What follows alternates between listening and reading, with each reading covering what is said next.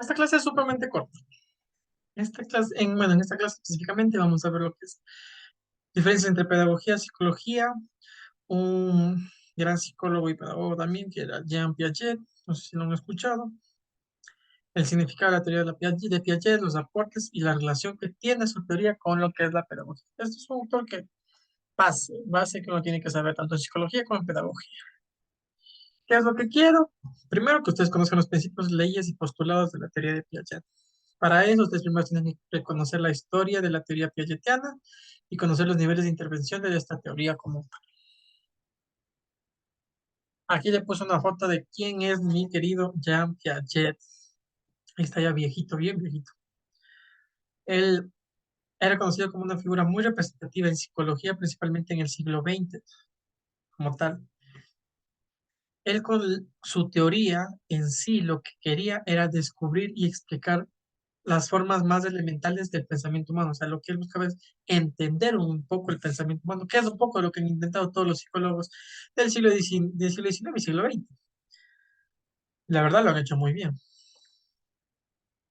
La teoría de Piaget como tal es una teoría que de todas las teorías en sí en psicología es la teoría que más repercusiones positivas tiene en lo que es pedagogía, porque se basa principalmente en el desarrollo cognitivo. Y no solo en el desarrollo, y dentro del desarrollo cognitivo, en las funciones que intervienen en el proceso de asimilación y creación de conocimiento. Esta teoría como tal tuvo una sustentación sumamente sólida en la filosofía. Casi todas las ramas del siglo XVIII y XIX se basaban, tenían sustentación filosófica. Y la mayor parte de estos autores eran filósofos. La teoría de Piaget concibe o entiende el aprendizaje como una reorganización de estructuras cognitivas. Según Piaget, el- el- nuestra estructura mental estaba en constante cambio y reorganización a partir de nuestras experiencias. Y es lo que viene abajo. O sea, a partir de la experiencia, el ser humano incorpora nuevos conocimientos. Entonces va reorganizando sus estructuras cognitivas. Piaget como autor le da una sumamente relevada importancia al analizar los sistemas autorreguladores y autocreadores del conocimiento como tal. ¿Cómo concebía Piaget al conocimiento? O sea, Piaget como un autor relevante durante toda esta época y consciente del auge que tenía la investigación, él creía que el conocimiento es un proceso complejo que está en constante cambio, construcción, y esta construcción se da entre dos puntos, que está por aquí el sujeto y por acá la realidad. El sujeto y la realidad, entre los dos van construyendo el conocimiento. ¿Cómo se produce? Según Piaget, el aprendizaje se produce, es lo que produce el ser humano, no lo que aprendes. Y ahí se basaba principalmente en este proceso de construcción entre el sujeto con la realidad. Piaget consideraba al ser humano como un autogestor capaz, individualmente capaz de procesar información de su entorno y asimismo interpretar la información que obtiene de su entorno de acuerdo a lo que ya conoce. Entonces, tiene por acá información que le llega de su entorno, acá tiene información que ya conoce, combina estas dos, interpreta esta información que tengo acá con lo que tengo acá, con lo que ya conozco, con la información que ya concibo en mi memoria, y a partir de la combinación de estas dos, convierto un nuevo conocimiento o creo un nuevo conocimiento. Es como uno más uno es dos, más o menos por ahí va.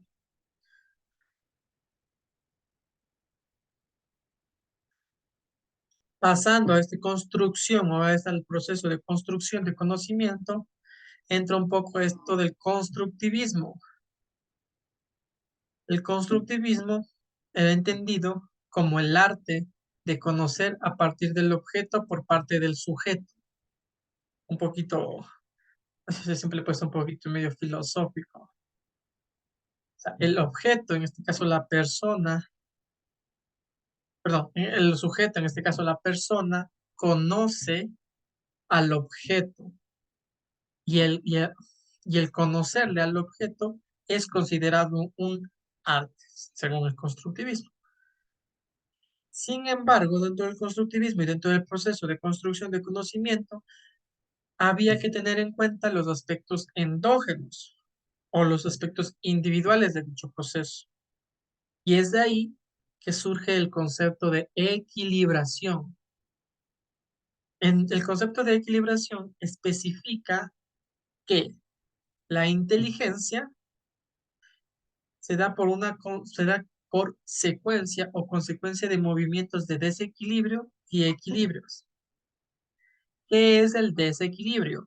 El desequilibrio, según Piaget, es la consecuencia, el desequilibrio es provocado por perturbaciones exteriores y es la actividad del sujeto la que le permite compensar eso para lograr un equilibrio. Más o como lo que le decía en un inicio, o sea, información del exterior, información que tiene el sujeto, información del exterior. Puede ser que el sujeto tenga el conocimiento de que, ok, un ejemplo sumamente fácil. Ya, se me viene a la mente. Todas las personas, el sujeto puede tener el conocimiento de que todas las personas homosexuales transmiten VIH, pero por perturbaciones del exterior, las perturbaciones del exterior vendrían a ser investigaciones que se han hecho que demuestran que una persona homosexual, no por ser una persona homosexual vas a tener VIH. Entonces, estas perturbaciones del exterior le hacen al sujeto, le generan desequilibrio, porque es más o menos como una disonancia cognitiva, porque yo pienso esto, pero me dicen esto y con fundamentos, entonces eso le genera un desequilibrio al sujeto, y el sujeto para poder volver a generar un equilibrio va a tener que compensar eso con alguna explicación o algún argumento que le permita mantener el equilibrio teniendo en cuenta todo este desequilibrio que le acaba de pasar. Y eso se explica principalmente con la disonancia cognitiva, que es algo que se explica en psicología social. No sé si es, no sé si es que ustedes los días, pero la disonancia cognitiva. Pero le explico rápidamente. La disonancia cognitiva es yo tengo una creencia, tengo dos creencias. Tengo una creencia interna y otra que me viene del exterior que me genera malestar cognitivo, porque de por sí el ser humano se maneja por esquemas mentales, entonces porque el cerebro humano es vago. Entonces, para el cerebro humano es más fácil tener esquemas mentales y así evitar menos de ejercicio cognitivo. Entonces, si a mí con esquema mental producido a partir de un estereotipo o prejuicio, considero que todas las personas homosexuales tienen VIH, me vienen a mí otra idea, otra creencia, con evidencia de que, ok, no todas las personas homosexuales tienen VIH, no son transmisores de VIH, yo, eso me genera una disonancia cognitiva porque estoy compitiendo mis creencias con las creencias externas, con una creencia que de algún modo me genera y me obliga a pensar. Y eso es un desequilibrio. Y yo para compensar, por ejemplo, como un sujeto que piensa así, para poder compensar y volver a mi equilibrio, puedo decir, ok, no todas las personas homosexuales tienen VIH. Sin embargo, la mayoría sí. Entonces, al yo crear otra creencia, otra idea, estoy compensando ese desequilibrio que me produjo y así logrando un equilibrio. Porque si la persona viviera en total desequilibrio, ahí sí, literalmente, tomando literalmente, sería una persona desequilibrada.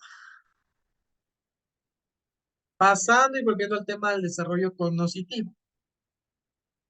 En la teoría de Piaget, según el desarrollo de inteligencia, es producto del desarrollo espontáneo y depende principalmente de cuatro factores. El desarrollo del niño en términos biológicos, si es que está yendo acorde a la media o lo esperado, en la experiencia, la transmisión social, y en la transmisión social lo que le estaba explicando, que una conducta nueva, el sujeto no incorpora una conducta nueva si esta no activa las estructuras previas para procesar esa conducta. Y ahí viene lo último, que es la equilibración, que es búsqueda interna de nuevos niveles de reorganización de equilibrio mental. Ahí tiene todo el ejemplo que le acaba de dar. Entonces, para que se produzca el desarrollo cognitivo, tienen que tener en cuenta esos cuatro factores: el desarrollo en términos biológicos, experiencia, transmisión social y la equilibración. Otro tema que topa la teoría como tal es el proceso de maduración. El proceso de maduración es un proceso que contribuye decisivamente a la secuencialidad y estabilidad interindividual del sujeto. Brinda las posibilidades de establecer barreras de actuación. Eso también se explica en una parte de la biología. Por ejemplo, el cerebro de un adolescente no está sumamente, o sea, se explica desde la biología, no está sumamente maduro, y por eso a veces los adolescentes tienen que tener conductas de riesgo. Entonces, tener el proceso de maduración le brinda al sujeto posibilidades de establecer barreras de actuación. Una persona más madura tendrá la posibilidad de, ok, tener todos estos conocimientos previos, y ok, yo maduro en este sentido, tengo todos estos conocimientos previos, entonces, ok, esto de aquí no lo voy a hacer. La experiencia, y la experiencia es, si no es, si- por no decirlo así, es la parte más importante siempre en el aprendizaje. La teoría concibe la experiencia como un simple ejercicio o repetición de una acción sobre un objeto. Existen dos tipos de experiencia, que habla de la experiencia física, que es este proceso de abstracción por el que el sujeto tiene la capacidad de disociar una característica de las demás que son ignoradas. La experiencia lógico-matemática, que estos conocimientos lógicos matemáticos no proceden específicamente de las propiedades o de lo que tiene el sujeto, sino de las acciones sino de las propiedades que las acciones efectúan sobre ello. Es una abstracción reflexional. Eso no es, bueno, eso no es tan relevante como tal dentro de la teoría, sin embargo, sí se menciona bastante el tema de la experiencia. Experiencia física y experiencia lógica matemática que son mencionadas. Esto es lo que sí, a lo que sí quería llegar, que era el proceso de equilibración. El proceso de equilibración se sitúa entre la experiencia y el aprendizaje. Literalmente está en la mitad. Asimismo, se sitúa entre la maduración y la experiencia física y social. La equilibración está en la mitad. La equilibración lo que decía, son reacciones activas del sujeto en respuesta a perturbaciones del exterior. Y ahí entra lo que decíamos en un inicio, el efecto que desde le gustaba estudiar, que era el efecto autorregulador, que eran estas acciones que se dirigían a un objeto en concreto y posteriormente se evalúa el logro que se obtuvo. Al yo generar estas acciones, al realizar esta acción ante esta situación, y después posteriormente evalúo qué me funcionó o no me funcionó. Ese es el efecto autorregulador. Para Piaget, el aprendizaje es un proceso que solo tiene sentido ante situaciones de cambio. O sea, él siempre consideraba el cambio como un factor predominante dentro del aprendizaje, porque él partía de la idea que aprender era el producto, ya como producto de un proceso de adaptación a cambios. Y asimismo, otro término que utiliza el autor es la asimilación, que es la manera en que el organismo afronta un estímulo externo en base a sus leyes de organización presente, o sea, a sus creencias, a sus creencias personales, espirituales, lo que el sujeto tenga. Y esta es una pregunta que también, o sea, que tal vez usted, o que ya me está diciendo que el proceso de creación de conocimiento surge a partir de experiencias, de madurez, hay que tener en cuenta diferencias individuales, maduración, hay que tener en cuenta una serie de factores más, pero ¿cómo se da?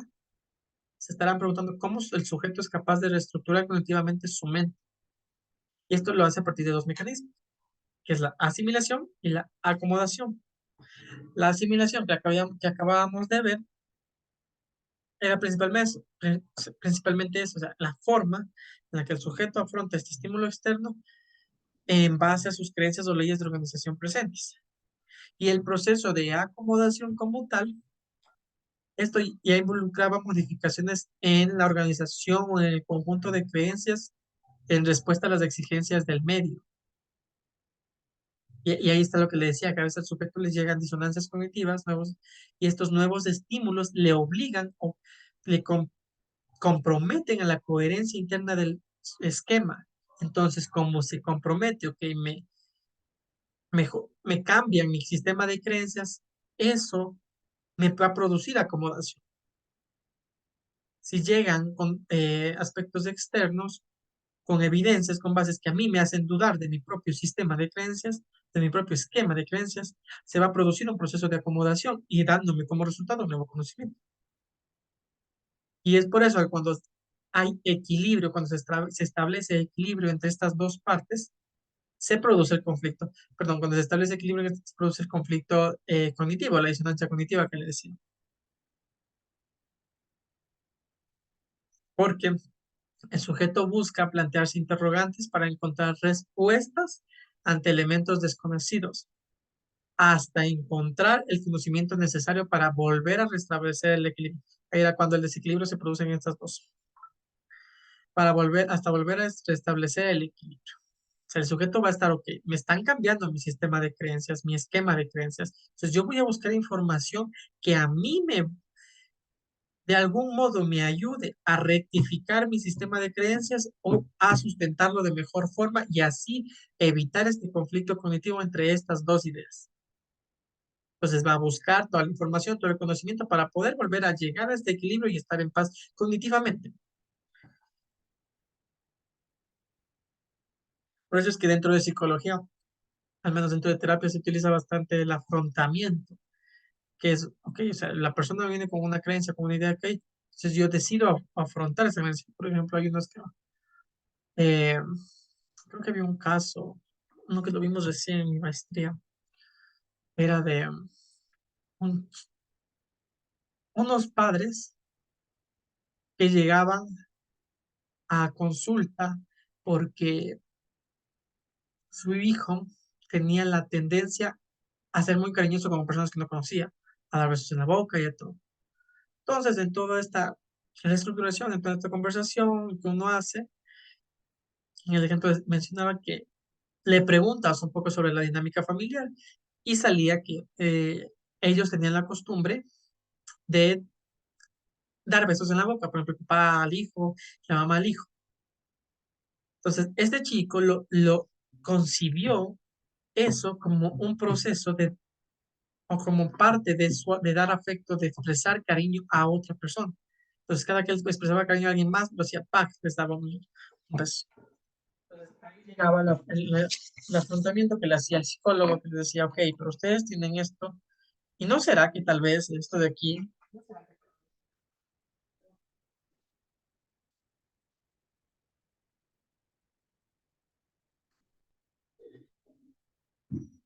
y ahí le dice, les confrontaba, le decía, pero si ustedes tienen esta costumbre, tal vez no creen que esto está haciendo o generando tal y tal conducta.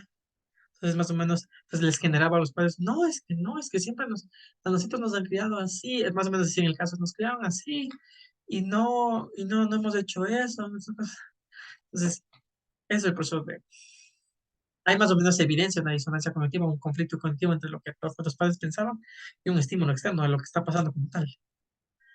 Los estadios del desarrollo intelectual de Piaget. Esto es lo que sí, o sea, al menos en psicología nos aprendemos casi de poco y de memoria. Imagino que ustedes igual. El estadio del sensorio motriz, que es de 0 a 2 años. Este comienza con el nacimiento. Se caracteriza principalmente por el desarrollo de reflejos. Estos reflejos poco a poco se van transformando en una estructura de esquemas porque existe un intercambio entre el sujeto con la realidad, proporcionándole la posibilidad al sujeto de identificar la diferencia entre el yo y el mundo. Entonces, de los 0 a 2 años de los bebés, cuando, ok, el bebé tiene interacción con la realidad y entonces con su entorno. Entonces, los bebés se comunican, sí, suelen tener reflejos, se comunican de por sí los primeros tiempos, el primer tiempo, o sea, por lo menos hasta el primer año por llanto. A partir del segundo año comienzan a hablar. Ya es a partir del primero al segundo año donde se va creando esta posibilidad de identificar la diferencia entre yo y el mundo. Entonces, ok, yo hago esto, me viene esto, y si yo hago esto, me produce esto de aquí. Entonces, ok, soy yo y este mundo que me rodea. De ahí viene la etapa de operaciones concretas, que es la de 2 años a 11 años. En este estadio se desarrolla la inteligencia representativa. Y Piaget le concibe esta inteligencia principalmente y la dividía en dos, que era la de 2 a 7 años, que es la primera. Él la identificaba como preoperatoria y se presenta con el surgimiento de la función simbólica en la cual el niño, perdón que lo vea textualmente, pero es que esta parte, la verdad, no considero que sea necesario resumirla. Entonces, se presenta con el surgimiento de la función simbólica en la cual el niño comienza a hacer uso de pensamientos sobre hechos u objetos no perceptibles en ese momento. La inteligencia, en esta parte, eso sí, es de tipo, eso, la inteligencia del razonamiento es de tipo intuitivo, ya que hasta ese momento no poseen una capacidad lógica.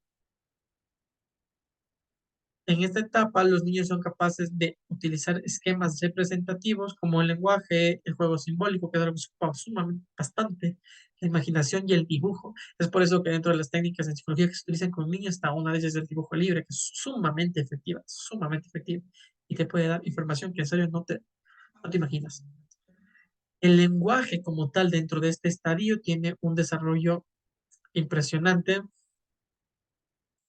Es un instrumento que le posibilita a la persona construir logros cognitivos porque mientras va adquiriendo nuevas herramientas de comunicación, en este caso como el lenguaje, va a poder tener mayor interacción con su ambiente, por ende va a obtener experiencia y aprendizajes previos. En estas técnicas, perdón, este estadio se caracteriza por la presencia de varias tendencias en el contenido del pensamiento, el pensamiento el de animismo, el realismo, el artificial.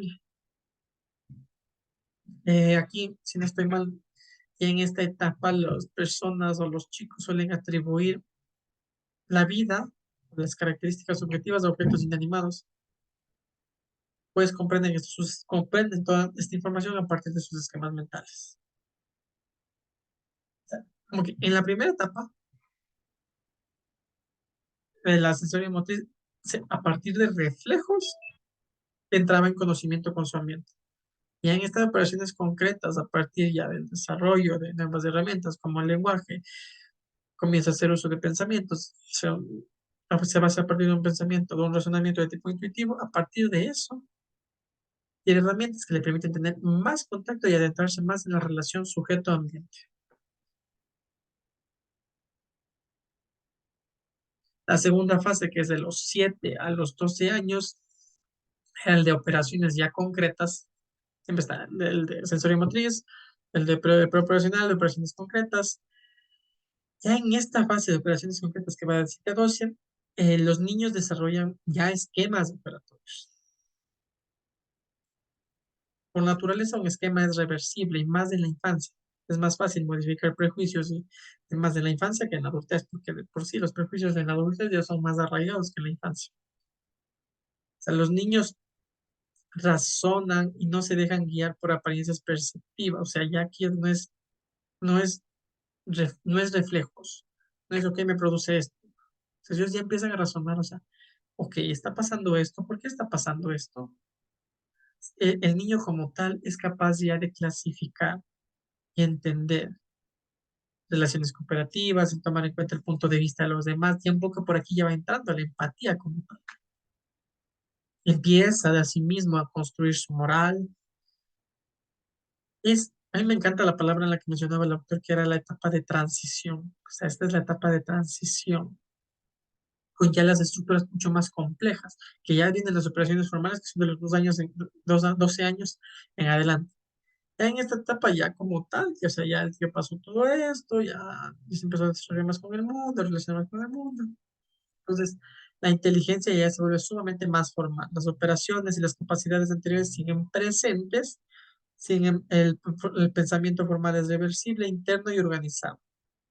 Estas operaciones ya comprenden, y es lo que me encanta, que aquí ya entra como tal el conocimiento científico. O sea, aquí ya el sujeto empieza a elaborar hipótesis y a razonar en medida de las hipótesis que tiene o de la información que tiene presente. La parte que más me llama la atención de esto es sumamente interesante.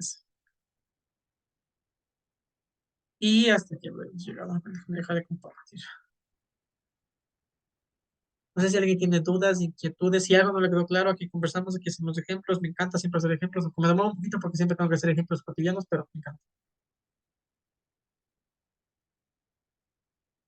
No se preocupe de las etapas de las etapas de Piaget, eso se va viendo a lo largo, si no estoy mal, bueno, al menos en mi caso, cuando yo estudié pregrado de psicología, a mí me dieron en un semestre entero, literalmente psicología del aprendizaje. O sea, a mí me dieron en un semestre entero, o sea, y profundizar en eso sí es para irse de largo.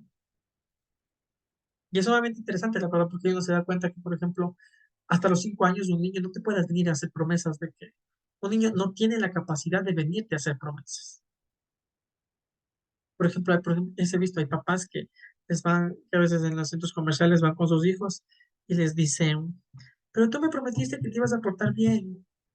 Y es como que, no, señora, no, su hijo no tiene todavía, hasta los 5 años no tiene la capacidad de realizarle promesas, porque no está dentro de esta etapa todavía, no, cognitivamente no puede hacer.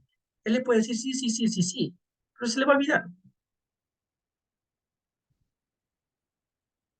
Pero bueno, eso les contaba. ¿Alguien tiene alguna pregunta, duda, inquietud, algo que quisiera saber que le pudiera aclarar? Con mucho gusto lo. No se quede con dudas. Siempre, bueno, es que se queda con dudas.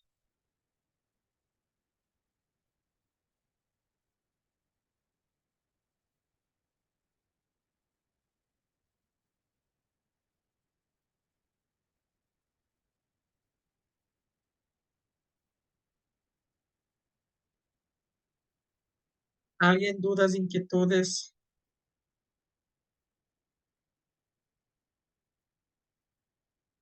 No, aproveche, pregunte, así, no, que no hay pregunta tonta. Nunca hay pregunta tonta.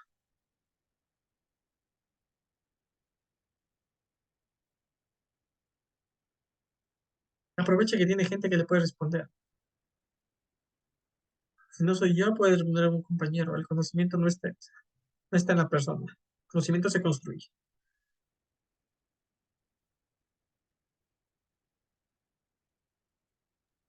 ¿Se puede repetir eso del desequilibrio? No lo entendí muy bien para llegar al equilibrio. El desequilibrio es una. Entiéndalo como una etapa mental. A ver, le hago entender. Dígame una creencia suya. Algo que cree usted, no religioso, es una creencia personal.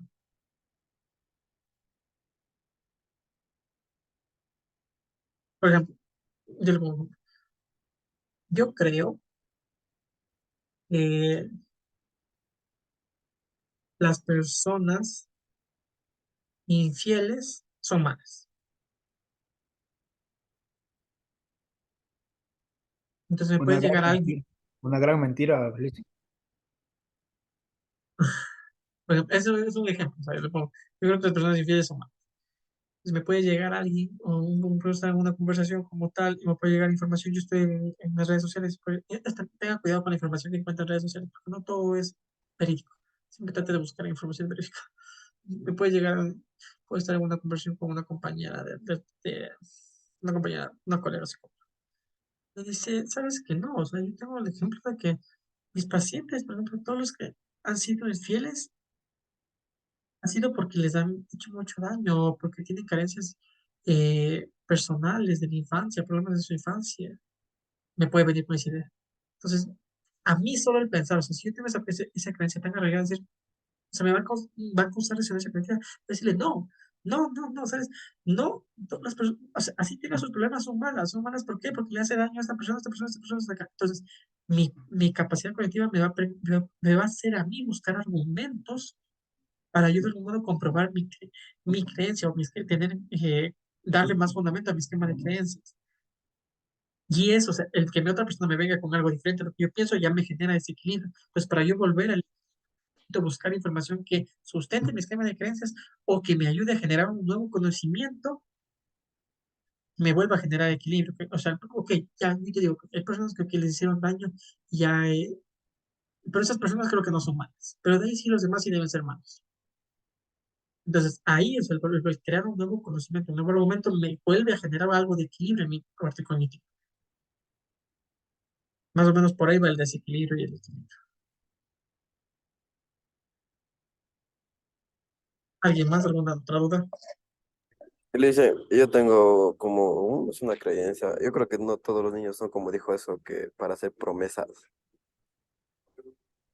¿Cómo no creen? O que, por ejemplo, para un primo que tengo yo, él tiene 5 años, como dijo.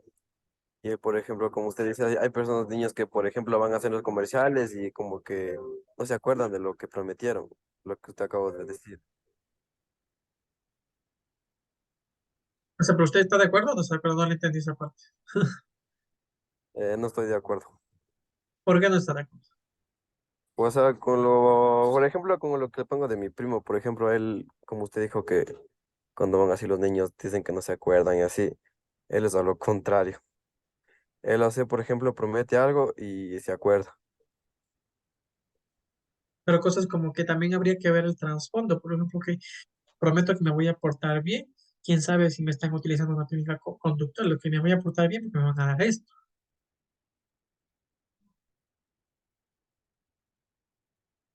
Pero dentro de, o sea, específicamente dentro de hasta, hasta los 5 años, incluso hasta los 2 años, más fácil, hasta los 2 años los niños no suelen tener casi empatía. O sea, es muy difícil, todavía no está desarrollada su capacidad de la empatía. Eso se va desarrollando. Es por eso que hay papás que dicen, no, es que ¿por qué se portan así? Es como que, es por eso que siempre yo les digo, los papás siempre tienen que leer un poco de desarrollo psicológico, o sea, cómo se desarrolla el cerebro de su hijo, cómo, qué es normal en cada etapa, o sea, cuál es la normativa de cada etapa. Entonces puede que su primo no se, no me acuerdo si me dijo su primo, él diga como, o sea, él sí se acuerda que cometió eso, y tal vez sí lo cumple, pero quién sabe qué hay de trasfondo, quién sabe si hay miedo, o sea, el miedo es más grande que algunas otras cosas. Quién sabe si hay un proceso conductual de recompensa. Pues si yo estoy pensando, o sea, y es por eso que la terapia cognitiva conductual funciona bastante con niños. Porque ok, las recompensas a ellos les encanta y los castigos, no se digan, no los detestan, los castigos de consecuencias. Entonces siempre hay que ver el trasfondo en esas partes.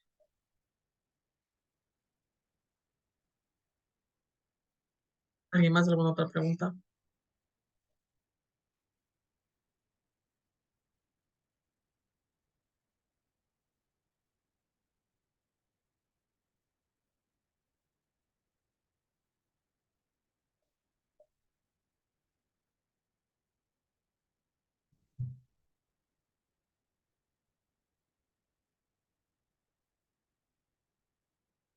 Pregunte cualquier cosa. Y tomando el ejemplo de Brian, solo el decir ya no estoy de acuerdo, él le generó desequilibrio.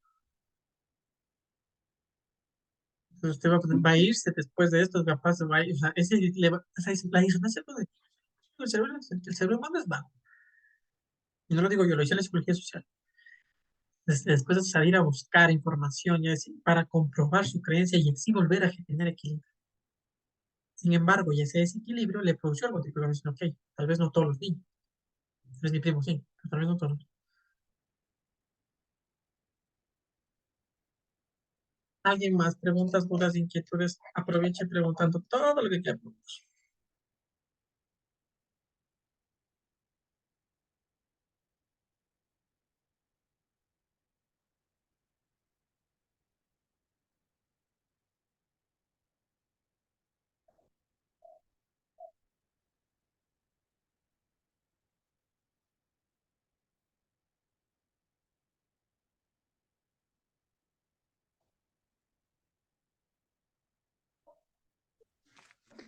Yo, licenciado, quiero hacer una pregunta. Dígame, Si una persona tiene el equilibrio adecuado de todo, sería, ya tendría cierta etapa de madurez o cómo sería allí? no es que el equilibrio no es algo, no va de acuerdo, o sea, la madurez le permite afrontar, autorregular, que es el proceso que le estaba diciendo, es la autorregulación. La madurez va a ser un factor que le va a incentivar, que le va a permitir autorregularse de mejor forma. Pero lo del equilibrio y desequilibrio es un proceso que nos puede pasar a cualquiera, tenga los estudios que tenga, sea la persona más madura que sea, a cualquiera.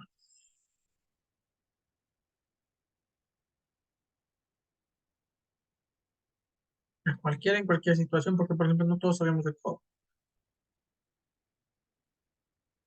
Seamos las personas más maduras que seamos, pero nos puede pasar a cualquiera. Pero la madurez le ayuda con el proceso de autorregulación a saber cómo afrontar situaciones, porque el equilibrio suele generar la disonancia cognitiva, el desequilibrio, la disonancia cognitiva genera malestar. Entonces, una persona madura va a manejar de mejor forma ese malestar, va a poder autogestionar ese malestar.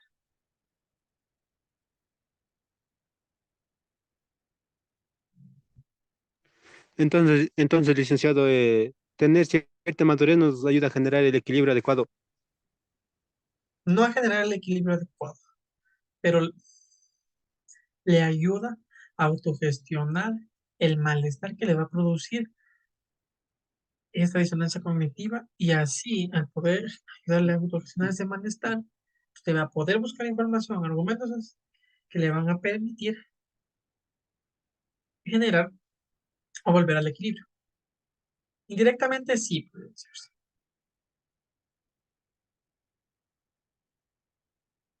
Pero hablando de maduración, el autor se refiere específicamente más a la parte estadística, lo que se espera de cada estadio. Porque si nos ponemos a discutir qué es la maduración, no acabamos nunca.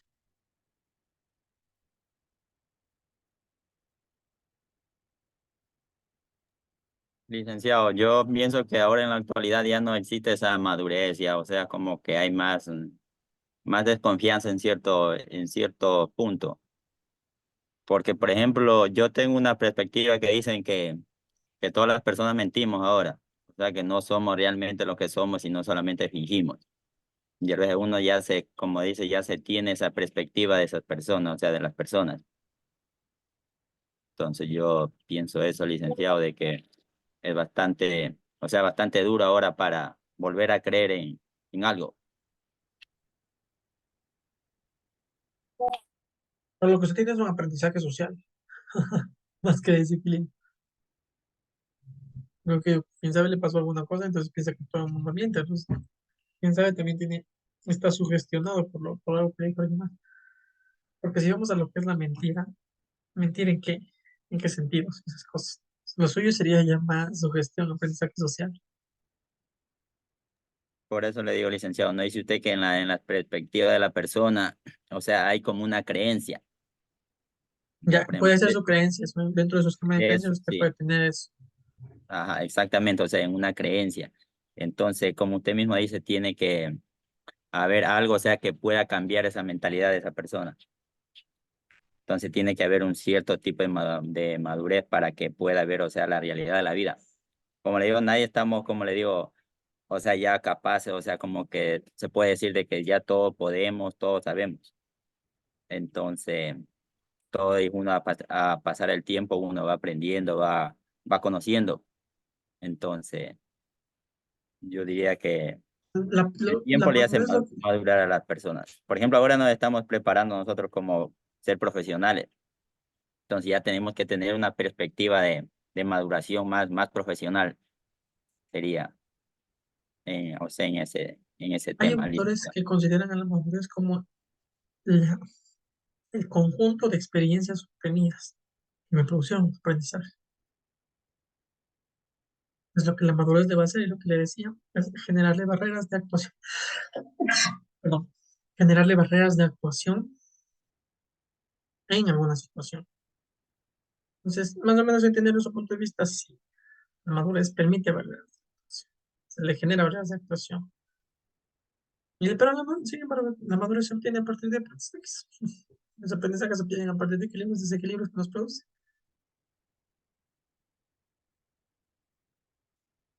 Pero sí, por ahí más o menos, más su noción. ¿Alguien más? ¿Alguna otra pregunta, duda, inquietud? Alguien que haya entrado recién para ponerle en asistencia, sino para ya cerrar la asistencia. O sea, Bueno, Lisa, yo entré, pero Señora, yo igual dicen recién entré. Es que recién bueno, yo llegó no la entré. luz. Aquí ya sí está. ¿Quién más entró? Sí, o sea, yo le digo a Listen que por si acaso le apareció ahí que entré, pero yo ya estaba, solo que se me cerró la sesión, no sé, fue rarito. ¿Quién se le cerró la sesión? A Heredia, yo diría a Heredia me sale. Sí, pero como Sí, 3 sí está en la minutitos. asistencia, no se preocupe. Ajá. Y ahí estaría la asistencia de todos. Los que han estado. Eh, sí, esa también está, Licen, disculpe. Ya le puse Fernando. Gracias, Licen.